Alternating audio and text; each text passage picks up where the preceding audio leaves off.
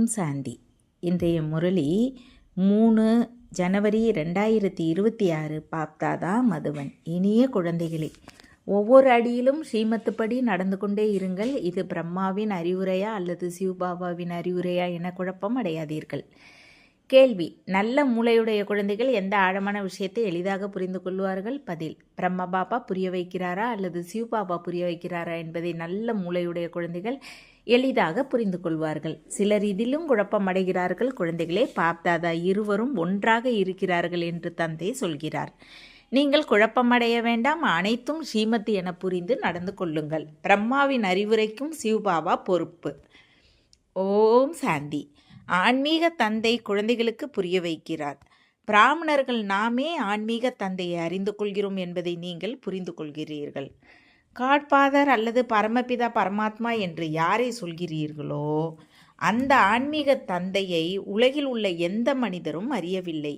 அந்த ஆன்மீக தந்தை எப்போது வருவாரோ அப்போதே ஆன்மீக குழந்தைகளுக்கு அறிமுகத்தை கொடுக்க முடியும். இந்த ஞானம் உலகின் ஆரம்பத்திலும் இருப்பதில்லை, உலகின் கடைசியிலும் இருப்பதில்லை. இது உலகின் கடைசி மற்றும் ஆரம்பத்தின் சங்கமயுகம் என்ற ஞானம் இப்போது உங்களுக்கு கிடைத்திருக்கிறது. இந்த சங்கம யுகத்தையே அறியாத போது தந்தையை எப்படி அறிய முடியும்? ஏ பதித்த பாவனரே வாருங்கள், வந்து தூய்மையாக்குங்கள் என்று சொல்கிறார்கள். எனினும் பதித்த பாவனர் யார், அவர் எப்போது வருவார் என்பது தெரியவில்லை. நான் யாராக இருக்கிறேன், எப்படி இருக்கிறேன் என என்னை யாரும் அறியவில்லை என்று தந்தை சொல்கிறார். எப்போது நான் வந்து அறிமுகத்தை கொடுப்பேனோ அப்போதே என்னை அறிய முடியும். எனது மற்றும் உலகின் முதல் இடை கடையின் அறிமுகத்தை சங்கமயுகத்தில் நான் ஒரே ஒரு முறை வந்து கொடுக்கிறேன். கல்பத்திற்கு பிறகு மீண்டும் வருகிறேன். உங்களுக்கு எதை புரிய வைக்கிறேனோ அது பிறகு காணாமல் போய்விடும். சத்தியுக ஆரம்பத்தில் இருந்து கலியுக கடைசி வரை எந்த மனிதரும் பரமபிதா பரமாத்மா என்னை அறிவதில்லை, பிரம்மா விஷ்ணு சங்கரையும் அறிவதில்லை. என்னை மனிதர்களே அழைக்கிறார்கள், பிரம்மா விஷ்ணு சங்கர அழைப்பது இல்லை. மனிதர்களுக்கு துக்கம் ஏற்படும் போது அழைக்கிறார்கள். இதில் சூட்ச்ம வதனத்தின் விஷயமே இல்லை. ஆன்மீக தந்தை வந்து தமது ஆன்மீக குழந்தைகளுக்கு, அதாவது உயிர்களுக்கு அமர்ந்து புரிய வைக்கிறார். நல்லது. ஆன்மீக தந்தையின் பெயர் என்ன? யாரை அப்பா என்று அழைக்கிறார்களோ அவருக்கு நிச்சயம் ஏதாவது பெயர் இருக்க வேண்டும். உண்மையில் சிவன் என்ற ஒரு பெயரையே பாடுகின்றார்கள். இந்த பெயர் பிரசித்தமாக இருக்கிறது. எனினும் மனிதர்கள் அநேக பெயர்களை வைத்திருக்கிறார்கள். பக்தி மார்க்கத்தில் சொந்த புத்தியால் இந்த லிங்க ரூபத்தை உருவாக்கினார்கள். இருந்தும் சிவன் என்ற பெயரே இருக்கிறது. நான் ஒரு முறை வருகிறேன் என்று தந்தை சொல்கிறார். வந்து முக்தி ஜீவன் முக்தியின் ஆஸ்தி கொடுக்கின்றேன். மனிதர்கள் முக்திதாமம் நிர்வாணதாமம் என்ற பெயர் சொல்கிறார்கள். எனினும் எதையும் அறியவில்லை. அவர்கள் தந்தையையும் அறியவில்லை, தேவர்களையும் அறியவில்லை. தந்தை பாரதத்திற்கு வந்து ராஜஸ்தானியை எப்படி ஸ்தாபனை செய்கிறார் என்பது யாருக்கும் தெரியாது. பரமபிதா பரமாத்மா வந்து எப்படி ஆதி சனாத்தன தேவி தேவர் தர்மத்தை ஸ்தாபனை செய்கிறார் என்ற எந்த விஷயமும் சாஸ்திரங்களிலும் இல்லை. அதற்காக சத்தியுகத்தில் தேவர்களிடமும் ஞானம் இருந்தது, அது பின்னர் மறைந்தது என்பதும் கிடையாது. ஒருவேளை தேவர்களிடம் இந்த ஞானம் இருந்திருந்தால் அது தொடர்ந்து வந்திருக்கும். இஸ்லாமியர், பௌத்தர் போன்ற யாரெல்லாம் இருக்கிறார்களோ அவர்களின் ஞானம் தொடர்ந்து இருந்து வருகிறது. இந்த ஞானம் காணாமல் போகும் என்பது உங்கள் அனைவருக்கும் தெரியும். எந்த ஆத்மாக்கள் அழுக்கானதால் ராஜ்யத்தை இழந்து அமர்ந்து இருப்பார்களோ அவர்களை நான் வரும்போது தூய்மையாக்குகிறேன். பாரதத்தில் ராஜ்யம் இருந்தது, பிறகு அதை எப்படி இழந்தார்கள் என்பதும் யாருக்கும் தெரியாது. எனவே குழந்தைகளின் புத்தி எவ்வளவு துச்சமாகியது என்பதை தந்தை சொல்கிறார். நான் குழந்தைகளுக்கு இந்த ஞானத்தை கொடுத்து பலன் பெற செய்கிறேன். பிறகு எல்லோரும் மறக்கிறார்கள். தந்தை எப்படி வந்தார், குழந்தைகளுக்கு எப்படி ஞானம் கொடுத்தார் என்ற எல்லாவற்றையும் மறக்கின்றார்கள். இதுவும் நாடகத்தில் நிச்சயிக்கப்பட்டு இருக்கிறது. ஞான சிந்தனை செய்ய குழந்தைகளுக்கு பெரிய புத்தி தேவை. சாஸ்திரங்கள் போன்றவற்றை நீங்கள் படித்து வந்தீர்களோ அவற்றை சத்தியுக திரேதாவில் படிக்கவில்லை என்று தந்தை சொல்கிறார். அங்கே அவை இருப்பதே இல்லை. நீங்கள் இந்த ஞானத்தை மறக்கிறீர்கள். பிறகு கீதை போன்ற சாஸ்திரங்கள் எங்கிருந்து வந்தன? யார் கீதை கேட்டு இந்த பதவி பெற்றார்களோ அவர்களுக்கே தெரியாத போது மற்றவர்கள் எப்படி அறிய முடியும்? தேவர்களும் அறிய முடியாது. நாம் மனிதர்களிலிருந்து தேவராக எப்படி மாறினோம்? அந்த முயற்சியின் பாகமே முடிந்திருக்கும். உங்கள் பலன் ஆரம்பமாகி இருக்கும். அங்கே இந்த ஞானம் எப்படி இருக்க முடியும்? கல்பம் முன்னர் போலவே மீண்டும் இந்த ஞானம் உங்களுக்கு கிடைத்து கொண்டு இருக்கிறது என்பதை தந்தை புரிய வைக்கிறார். உங்களுக்கு ராஜயோகத்தை கற்பித்து பலன் கொடுக்கப்படுகிறது. பிறகு அங்கே துர்கதியே இருக்காது. அதனால் ஞான விஷயமே எழ முடியாது. சத்கதி பெறவே ஞானம். அதை கொடுப்பவர் ஒரு தந்தை. சத்கதி மற்றும் துர்கதி என்ற வார்த்தைகள் இங்கிருந்தே வருகின்றன. பாரதவாசிகளே சத்கதி பெறுகின்றார்கள். ஹெவன்லி காட் ஃபாதர் ஹெவனை படைத்தார் என நினைக்கிறார்கள். எப்போது படைத்தார் எதுவும் தெரியாது. சாஸ்திரங்களில் லட்ச வருடங்கள் என எழுதி வைத்திருக்கிறார்கள். குழந்தைகளே, உங்களுக்கு மீண்டும் ஞானத்தை கொடுக்கின்றேன். பிறகு இந்த ஞானம் அழிந்துவிடும். அப்போது பக்தி ஆரம்பம் ஆகும் என்று தந்தை சொல்கிறார். அரைக்கல்பம் ஞானம், அரைக்கல்பம் பக்தி. இதுவும் யாருக்கும் தெரியாது. சத்தியுகத்திற்கு பல லட்ச வருடங்களே ஆயுளாக கொடுத்திருக்கிறார்கள். அதனால் எப்படி தெரியும்? 5000 வருட விஷயமே மறந்துவிட்டது. அப்போது லட்ச வருட விஷயத்தை எப்படி அறிய முடியும்? எதையும் புரிந்து கொள்ளவில்லை. தந்தை எவ்வளவு எளிதாக புரிய வைக்கிறார். கல்பத்தின் ஆயுள் 5000 வருடங்கள். 4 யுகங்களே இருக்கின்றன. 4ற்கும் சமமாக 1250 வருடங்கள் இருக்கின்றன. பிராமணர்களுக்கு இந்த இடைப்பட்ட யுகம் இருக்கிறது. அந்த 4 யுகங்களை விட இது மிக சிறியது. எனவே தந்தை விதவிதமான வழிகளில் புது புது கருத்துக்களை எளிதான வகையில் புரிய வைத்து கொண்டு இருக்கிறார். நீங்கள் அவற்றை தாரணை செய்ய வேண்டும். நீங்கள் முயற்சி செய்ய வேண்டும். நாடகப்படி எதை புரிய வைத்து வந்தேனோ அந்த பாகம் நடந்து கொண்டு இருக்கிறது. எதை சொல்ல வேண்டுமோ அதை இன்று சொல்லி கொண்டு இருக்கிறேன். எமர்ஜ் ஆகி கொண்டே இருக்கிறது. நீங்கள் கேட்டுக்கொண்டே இருக்கின்றீர்கள். நீங்களே தாரணை செய்து பிறரையும் செய்ய வைக்க வேண்டும். நான் ஒன்றும் தாரணை செய்ய வேண்டியதில்லை. உங்களுக்கும் சொல்கிறேன், தாரணை செய்ய வைக்கிறேன். அழுக்கானவர்களை தூய்மையாக்கும் பாகம் எனது ஆத்மாவில் இருக்கிறது. எதை கல்பம் முன்னர் புரிய வைத்திருந்தனோ அதுவே வந்து கொண்டு இருக்கிறது. எதை சொல்லப் போகிறேன் என்பது எனக்கு முன்னரே தெரியாது.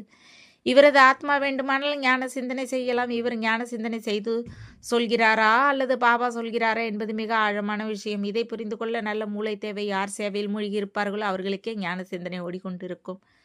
உண்மையில் கன்னியர்கள் பந்தனத்தில் இருந்து விடுபட்டு இருக்கிறார்கள். அவர்கள் இந்த ஆன்மீக படிப்பில் ஈடுபட வேண்டும். எந்த பந்தனமும் இல்லை. குமாரிகள் நன்றாக ஞானத்தை பெற முடியும். அவர்களே படிக்கவும் கற்பிக்கவும் வேண்டும். அவர்கள் சம்பாதிக்க வேண்டிய அவசியமில்லை. குமாரிகள் இந்த ஞானத்தை நன்றாக புரிந்து கொண்டால் மிக மிக நல்லது. புத்திசாலியாக இருந்தால் இந்த ஆன்மீக வருமானத்தில் ஈடுபடுவார். சிலர் ஆர்வத்தோடு லௌகீக படிப்பை படித்துக் கொண்டு இருக்கிறார்கள். அதனால் எந்த பலனும் இல்லை என்பது புரிய வைக்கப்படுகிறது. நீங்கள் இந்த ஆன்மீக படிப்பை படித்து சேவையில் ஈடுபடுங்கள். அந்த படிப்பு எந்த விலைக்கு ஆகாது. படித்த பிறகு இல்லற விவகாரத்திற்கு போவார்கள். குடும்பத்தாயாகிறார்கள். கன்னியர்கள் இந்த ஞானத்தில் ஈடுபட வேண்டும். ஒவ்வொரு அடியிலும் ஸ்ரீமத்துப்படி நடந்து தாரணை செய்ய வேண்டும். அம்மா ஆரம்பத்திலேயே வந்தார். இந்த படிப்பில் ஈடுபட்டார். எத்தனை குமாரிகள் காணாமல் போய்விட்டார்கள். குமாரிகளுக்கு நல்ல வாய்ப்பு இருக்கிறது. ஸ்ரீமத்துப்படி நடந்தால் மிக நன்றாக முதல் தரமாகலாம். இது ஸ்ரீமத்தா அல்லது பிரம்மாவின் அறிவுரை என குழப்பமடைகிறார்கள். இருந்தும் இவர் தந்தையின் ரதமாக இருக்கிறார். இவரால் ஏதாவது தவறு ஏற்பட்டாலும் நீங்கள் ஸ்ரீமத்துப்படி நடந்து கொண்டிருந்தால் அவர் தானாகவே சரி செய்வார். இவர் மூலமாகவே ஸ்ரீமத்து கிடைக்கிறது. ஸ்ரீமத்து கிடைக்கிறது என எப்போதும் புரிந்து கொள்ள வேண்டும். பிறகு என்ன நடந்தாலும் அதற்கு நான் பொறுப்பு. இவரால் ஏதாவது நடந்து விட்டாலும் அதற்கு நான் பொறுப்பு என்று தந்தை சொல்கிறார். நாடகத்தில் இந்த ரகசியம் நிச்சயிக்கப்பட்டு இருக்கிறது. இவரையும் சரி செய்ய முடியும். இருந்தும் தந்தையாக இருக்கிறார். பாப் தாதா இருவரும் ஒன்றாக இருப்பதால் குழப்பமடைகிறார்கள். சிவபாபா சொல்கிறாரா அல்லது பிரம்மா சொல்கிறாரா என்பது தெரியவில்லை. சிவபாபாவே அறிவுரை தருகிறார் என புரிந்து கொண்டால் ஒருபோதும் தடுமாற மாட்டீர்கள். சிவபாபா எதை புரிய வைக்கிறாரோ அது சரியாகவே இருக்கிறது. பாபா, நீங்கள் எங்கள் அப்பா டீச்சர் குரு என நீங்கள் சொல்கிறீர்கள். அதனால் ஸ்ரீமத்துப்படி நடக்க வேண்டும் தானே? என்ன சொன்னாலும் அதன்படி நடக்க வேண்டும். சிவபாபா சொல்கிறார் என எப்போதும் புரிந்து கொள்ள வேண்டும். அவர் நன்மை செய்வார். இவருடைய பொறுப்பும் அவருக்கு இருக்கிறது. இவர் அவரது ரதமாக இருக்கிறார். இது பிரம்மாவின் அறிவுரையா அல்லது சிவபாபாவின் அறிவுரையா என ஏன் குழப்பமடைகிறீர்கள்? சிவபாபாவே புரிய வைக்கிறார் என ஏன் புரிந்து கொள்வதில்லை? ஸ்ரீமத் எதை சொல்கிறதோ அதை செய்து கொண்டே இருங்கள். பிறர் வழியில் நீங்கள் ஏன் போக வேண்டும்? ஸ்ரீமத்துப்படி நடந்தால் ஒருபோதும் நஷ்டம் ஏற்படாது. ஆனால் அப்படி நடக்க முடிவதில்லை. குழப்பமடைகிறீர்கள். நீங்கள் ஸ்ரீமத்தில் நம்பிக்கை வைத்தால் நான் பொறுப்பு என்று தந்தை சொல்கிறார். நீங்கள் நம்பிக்கையே வைக்கவில்லை என்றால் நானும் பொறுப்பு கிடையாது. ஸ்ரீமத்துப்படியே நடக்க வேண்டும் என எப்போது புரிந்து கொள்ளுங்கள். அவர் என்ன சொன்னாலும் அடித்தாலும் அன்பு காட்டினாலும் என அவருக்கே பாடப்படுகிறது. இதில் உதைத்து தள்ளும் எந்த விஷயமும் இல்லை. எனினும் ஒருவருக்கு நம்பிக்கை ஏற்படுவது மிக கடினமாக இருக்கிறது. நம்பிக்கை முழுமையாக ஏற்பட்டால் கர்மா தீத்து நிலை ஏற்படும். எனினும் அந்த நிலை வருவதற்கும் நேரம் தேவை. அது கடைசியில் ஏற்படும். இதில் நம்பிக்கை மிக உறுதியாக இருக்க வேண்டும். சிவபாபாவால் ஒருபோது எந்த தவறும் ஏற்பட முடியாது. இவரால் ஏற்படலாம். இங்கே இருவரும் ஒன்றாக இருக்கிறார்கள். இருந்தும் சிவபாபா புரிய வைக்கிறார். அதன்படி தான் நடக்க வேண்டும் என்ற நம்பிக்கை உங்களுக்கு இருக்க வேண்டும். அதனால் தந்தையின் ஸ்ரீமத் என புரிந்து அதன்படி நடந்து கொண்டே இருக்க வேண்டும். அப்போது தலைகீழ் விஷயங்களும் நேராகிவிடும். சில நேரம் தவறாக புரிந்து கொள்வதும் ஏற்படுகிறது. சிவபாபா மற்றும் பிரம்ம பாபாவின் முரளியையும் மிக நன்றாக புரிந்து கொள்ள வேண்டும். பாபா சொன்னாரா அல்லது இவர் சொன்னாரா அதற்காக பிரம்மா பேசுவதே இல்லை என்பது கிடையாது. எனினும் இந்த பிரம்மாவிற்கு எதுவும் தெரியாது. சிவபாபாவே அனைத்தையும் சொல்கிறார் என புரிந்து கொள்ளுங்கள் என்று தந்தை சொல்கிறார். சிவபாபாவின் ரதத்தை குளிப்பாட்டுகிறேன், சிவபாபாவின் உணவு கூடத்தில் சேவை செய்கிறேன் என நினைவு இருந்தாலும் மிக நல்லது. சிவபாபாவின் நினைவிலிருந்து என்ன செய்தாலும் பலரை விட வேகமாக போக முடியும். சிவபாபாவின் நினைவே முக்கிய விஷயம். அப்பா மற்ற அஸ்தி மற்றவை விளக்கம். தந்தை எதை புரிய வைக்கிறாரோ அதன் மீது கவனம் கொடுக்க வேண்டும். தந்தையே பதித்த பாவனர் ஞானக்கடல், அவரே பதித்த சுத்திரர்களை பிராமணர்களாக மாற்றுகிறார். பிராமணர்களையே தூய்மையாக்குகிறார், சுத்திரர்களை தூய்மையாக்குவதில்லை. இந்த எல்லா விஷயங்களும் பாகவதம் போன்ற எதிலும் இல்லை. சில வார்த்தைகள் இருக்கின்றன. ராதாகிருஷ்ணரை லட்சுமி நாராயணர் ஆகிறார்கள் என்பது மனிதர்களுக்கு தெரியாது. குழப்பமடைகிறார்கள். சூரிய வம்சிகளும் சந்திர வம்சிகளும் தேவர்களாக இருக்கிறார்கள். அவர்கள் லட்சுமி நாராயணன் வம்சமாகவும் சீதாராமரின் வம்சமாகவும் இருக்கிறார்கள். இனிய பாரதவாசி குழந்தைகளே, லட்ச வருட விஷயங்கள் இல்லை, நேற்ற விஷயம் என்பதை நினைவில் கொள்ளுங்கள் என்று தந்தை சொல்கிறார். உங்களுக்கு ராஜ்யத்தை கொடுத்திருந்தேன், அவ்வளவு அளவற்ற செல்வத்தை கொடுத்திருந்தேன். தந்தை உங்களை முழு உலகிற்கும் அதிபதியாகி இருந்தார். அப்போது மற்ற எந்த கண்டமும் இருக்கவில்லை. பிறகு உங்களுக்கு என்னவாயிற்று? வித்வான் பண்டிதர் ஆச்சாரியர் யாரும் இந்த விஷயங்களை அறியவில்லை. அரே பாரதவாசிகளே, உங்களுக்கு ராஜபாக்கியத்தை கொடுத்திருந்தேன் தானே என்று தந்தையே கேட்கிறார். இவ்வளவு செல்வத்தை கொடுத்திருந்தேன், பிறகு நீங்கள் எங்கே தொலைந்தீர்கள் என்று சிவபாபா கேட்பதாக நீங்களும் சொல்கிறீர்கள். தந்தையின் ஆஸ்தி எவ்வளவு பெரியது? தந்தை கேட்பார் தானே? அல்லது தந்தை சென்ற பிறகு உற்றார் உறவினர் கேட்பார்களா? தந்தை உங்களுக்கு அவ்வளவு பைசா கொடுத்திருந்தார், அவை அனைத்தையும் நீங்கள் எங்கே தொலைத்தீர்கள்? இவர் எல்லையற்ற தந்தை. தந்தை சோழியிலிருந்து வைரமாக மாற்றுகிறார். இவ்வளவு ராஜ்யத்தை கொடுத்தா பிறகு பைசா எங்கே போனது? நீங்கள் என்ன பதில் சொல்வீர்கள்? யாருக்கும் இது புரியவில்லை. இவ்வளவு ஏழைகளாக எப்படி மாறினார்கள் என்று தந்தை சரியாக கேட்பதை நீங்கள் புரிந்து கொள்கிறீர்கள். முதலில் எல்லாம் சதோபிரதானமாக இருந்தன. பிறகு கலைகள் குறைய குறைய அனைத்தும் குறைந்து கொண்டே போனது. சத்தியுகத்தில் சதோபிரதானமாக இருந்தீர்கள். லட்சுமி நாராயணரின் ஆட்சி நடந்தது. ராதாகிருஷ்ணரை விட லட்சுமி நாராயணன் பெயர் அதிகமாக இருக்கிறது. அவர்களை பற்றி யாரும் அவதூறாக எழுதவில்லை. மற்ற எல்லோரை பற்றியும் இழிவாக எழுதியிருக்கிறார்கள். லட்சுமி நாராயணன் ஆட்சியில் அசுரர்கள் யாரும் இருந்ததாக சொல்வதில்லை. இந்த விஷயங்கள் புரிந்து கொள்வதற்காக இருக்கின்றன. தந்தை ஞான செல்வத்தால் மடியை நிறைக்கிறார். குழந்தைகளே, இந்த மாயாவிட கவனமாக இருங்கள் என்று தந்தை சொல்கிறார். நல்லது. இனிமேலே இனிமையான காணாமல் போய் கண்டெடுக்கப்பட்ட செல்ல குழந்தைகளுக்கு தாய் தந்தை பாப்தாதாவை அன்பு நினைவுகள் மற்றும் காலை வணக்கம். ஆன்மீக குழந்தைகளுக்கு ஆன்மீக தந்தை நமஸ்காரம். ஆன்மீக தந்தைக்கு ஆன்மீக குழந்தைகளை அன்பு நினைவுகள் மற்றும் நமஸ்காரம். தாரையின்கான முக்கிய சாரம் 1. புத்திசாலியாகி உண்மையான சேவையில் ஈடுபட வேண்டும். ஒரு தந்தையே பொறுப்பு. அதனால் ஸ்ரீமத்துப்படி சந்தேகப்படக்கூடாது, நம்பிக்கையில் ஆடாமல் இருக்க வேண்டும். 2. ஞான சிந்தனை செய்து தந்தையின் ஒவ்வொரு கருத்தின் மீதும் கவனம் கொடுக்க வேண்டும். சுய ஞானத்தை தாரணை செய்து பிறருக்கு சொல்ல வேண்டும். வரதானம். தனது அனாதி ஆதி உண்மையான ரூபத்தை ரியலைஸ் செய்யும் சம்பூர்ண பவித்திரமானவராக. ஆத்மாவின் அனாதி ஆதி 2 காலங்களில் ஒரிஜினல் சுரூபம் பவித்திரம். அப்பவித்திரம் செயற்கையானது. சுத்திரர்கள் கொடுத்த சுத்திரர்களின் பொருளை பிராமணர்கள் பயன்படுத்த முடியாது. அதனால் அனாதி ஆதி உண்மையான ரூபத்தில் நான் பவித்திர ஆத்மா என்ற நினைத்து எழுப்புங்கள். யாரை பார்த்தாலும் அவரது உண்மையான ரூபத்தை பாருங்கள். உண்மையான ரியலைஸ் செய்யுங்கள். அப்போது சம்பூர்ண பவித்திரமாகி ஃபர்ஸ்ட் கிளாஸ் அல்லது ஏர் கண்டிஷன் டிக்கெட்டுக்கு அதிகாரியாவீர்கள். ஸ்லோகன். பரமாத்மாவின் ஆசீர்வாதங்களால் உங்கள் மடியை நிரப்பினால் மாய அருகில் வர முடியாது. அவ்வியக்த செய்கை. இந்த அவ்வியக்த மாதத்தில் பந்தனமற்றவராக இருந்து ஜீவன்முக்தி ஸ்திதியை அனுபவம் செய்யுங்கள். பெரும்பாலான குழந்தைகள் இப்போது இரும்பு சங்கிலிகளில் விட்டீர்கள். எனினும் மிக மெல்லிய ராயல் கயிறுகள் இப்போதும் கட்டியிருக்கின்றன. தன்னிடம் மிக நல்ல பர்சனாலிட்டி இருப்பதாக பலர் நினைக்கிறார்கள். ஆனால் அவர்களிடம் அந்த நற்பண்புகள் இல்லை. எனினும் தன்னை மிக நல்லவர்களாக தான் நன்றாக முன்னேறி செல்வதாக உணர்கின்றார்கள்.